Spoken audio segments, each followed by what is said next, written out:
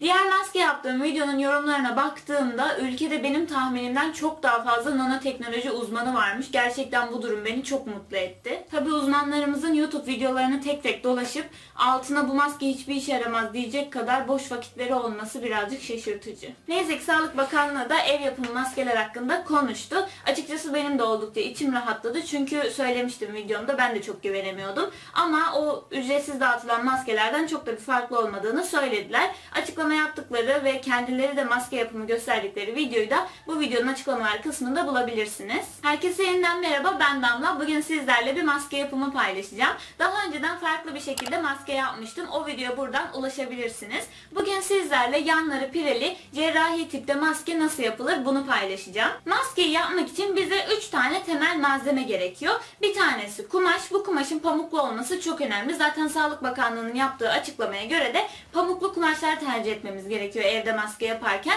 Aynı zamanda poplin kumaşlar sık dokumu olduğu için kesinlikle tercih edebilirsiniz. Poplin nereden bulacağım Damla derseniz de bildiğimiz çarşaf kumaşı. İkinci malzemem de böyle bir tela. Ben kumaşın geçirgenliğini azaltmak için kullanıyorum ve cerrahi maskelerin yapısına çok benziyor telanın yapısı. Onun için kendimi daha güvende hissediyorum açıkçası. Eğer elinizde tela yoksa, ki dikişle uğraşanlarda mutlaka vardır, 2 kat kumaş da yapabilirsiniz. Üçüncü malzemem de bir parça lastik. Ben görüntüsü güzel olduğu için bebe lastiği kullanıyorum. Elinizde olan herhangi bir lastiği kullanabilirsiniz veya bunun yerine toka da kullanabilirsiniz. Tamamen size kalmış. Şimdi bu maskenin yapımı oldukça basit. Hemen yakına gelin ve size hemen anlatayım. Öncelikle ölçü verecek olursam parçalarımın eni 20 santim, boyuysa 22 santim. İkisi de eşit boylarda. Şimdi kumaşımın tersini alıyorum ve telamın şekerli yani pürüzlü olan yüzeyini tersine yerleştiriyorum.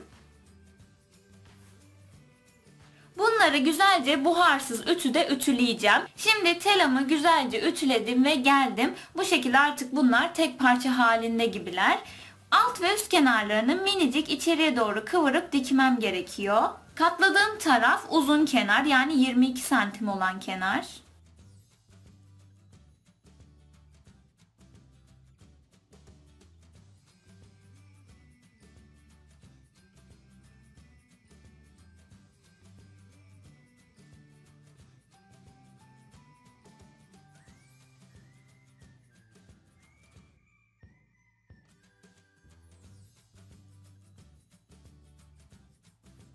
Diğer tarafı da katlıyorum şimdi.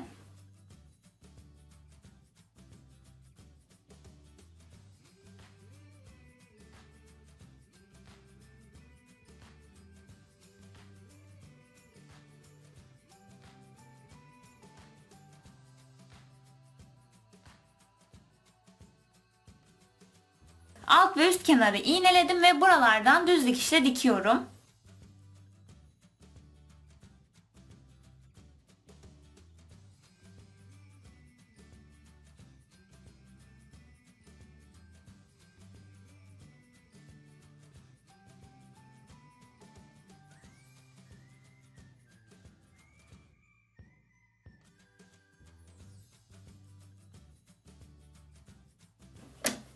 Bu şekilde uçlarından dikmiş oldum. Şimdi pile yapacağım. Bunu düzine çeviriyorum. Ve hayalimde bunu 3 parçaya ayırıyorum. Daha sonra ilk parçamdan şu şekilde tutuyorum. Kenarların karşılıklı gelmesi önemli. Şöyle tutup katlıyorum.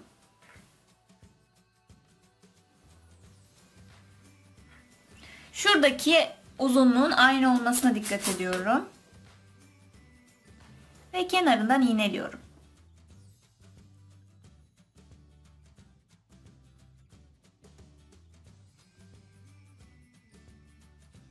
İlk plan bu şekilde oldu. Şimdi ikinci plan için de aynı işlemi yapıyorum. Tutuyorum, katlıyorum ve üzerine doğru yapıştırıyorum.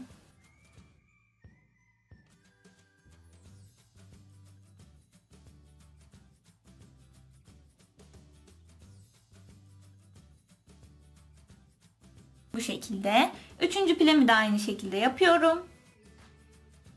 Bu arada benim bu verdiğim ölçüler cerrahi maskelerin aynısı neredeyse. Sadece birazcık daha genişi. İstediğiniz gibi büyütüp küçültebilirsiniz.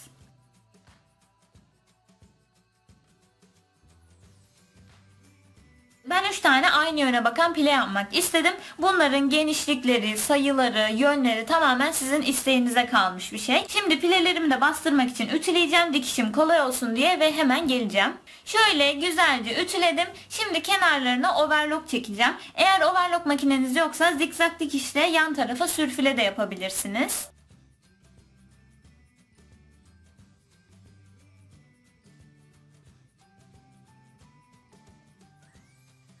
Overlock'umu çektikten sonra bu kenar kısımları içeriye doğru katlıyorum. Ve buradan iğneliyorum. Sadece lastiğiniz girecek kalınlıkta katlamanız yeterli. Bu kısmı 2 kez kıvırıp daha temiz bir bitiş de sağlayabilirsiniz. Ama bence o şekilde kaba oluyor. Onun için tek kat katlamak daha iyi. Zaten içeride kaldığı için görünmüyor. Ve overlock çektiğimiz için de aşırı çirkin değil bence.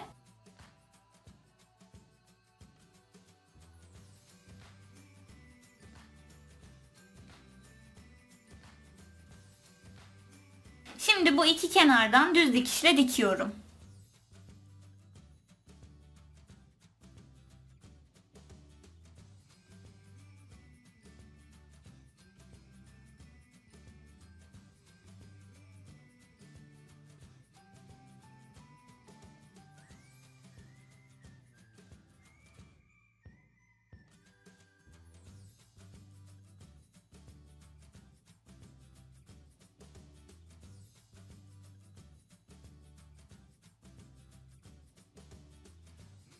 Kenarlarını da kapattıktan sonra bu şekilde görünüyor. Şimdi buralardan lastik geçireceğiz ve kulağımıza takmaya hazır olacak. Daha önceki videomda tel tokayla böyle dar alanlardan lastik geçirebilirsiniz demiştim. Şimdi farklı bir şey göstermek istedim. Bu elimdeki yün iğnesi, plastik ve ucu sivri değil. Delikleri de kocaman oluyor yünler girebilsin diye. İğneme lastiğimi takıp tünelimden geçiriyorum.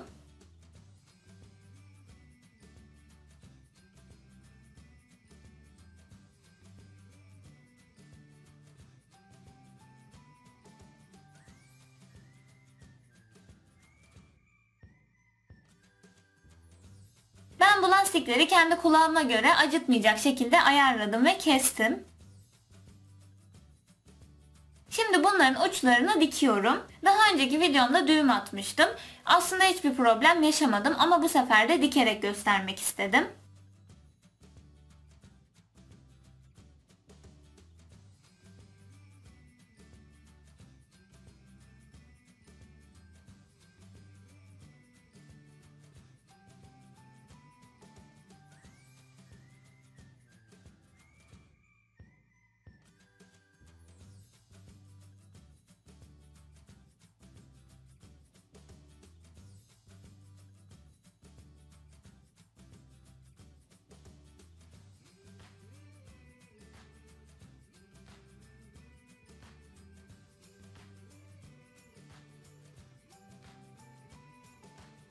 Diktikten sonra bu uç kısımları içeriye doğru gönderiyorum.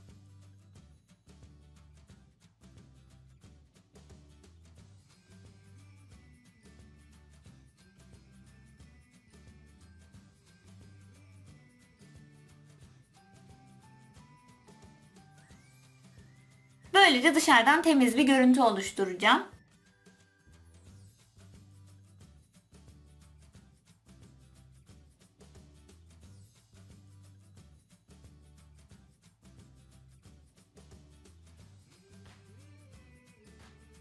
Ve artık maskemiz tamamen kullanmaya hazır. Bakalım maskemiz nasıl olmuş? Şu şekilde tutuyorum ve kulaklarıma geçiriyorum. Daha sonra bu pileli kısmı da şöyle ayırıyorum ve yüzümü tamamen sarmasını sağlıyorum. Bu burun yüzünden şurada bir açıklık kalıyor biliyorsunuz ki. Buraya tel yapabilirsiniz. Ama ben uygun teli bulamadım açıkçası. Çünkü ödevden kalma elimde bir bakır tel vardı. Ve o burnumu acıttı. Çok ince bir yapısı olduğu için sanırım. Ama daha yassı bir teliniz varsa elinizde şuradaki pileleri yapmadan önce bu kısma yerleştirebilirsiniz. Çok daha kullanışlı olacaktır. Ama bu şekilde de aşırı kötü değil yani. Bu arada söylemeyi unuttum. Üzerimdeki elbiseyi ben diktim. Eğer kaçıranlar varsa videosunu aşağıya açıklamalar kısmına linkini ekleyeceğim. Veya kanalımdan da bulabilirsiniz. Eğer videom hoşunuza gittiyse beğen butonuna basmayı ve videoların devamını görmek isterseniz kanalıma abone olmayı unutmayın. Kendinize çok iyi bakın.